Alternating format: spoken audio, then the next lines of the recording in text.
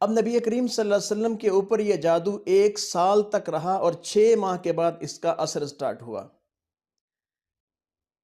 اور حضرت صلی اللہ علیہ وسلم کی ذہن کے اوپر اس کا اثر ہوا اور جسم کے اوپر بھی اس کا اثر ہوا۔ نبوت پہ کوئی اثر نہیں ہوا کیونکہ یہ اللہ تعالیٰ کی عطا کردہ ہے، نبوت پہ کوئی اثر نہیں ہوا، بس ذہن کے اوپر اور آپ علیہ السلام کے جسم کے اوپر اس کا خاصا اثر ہوا۔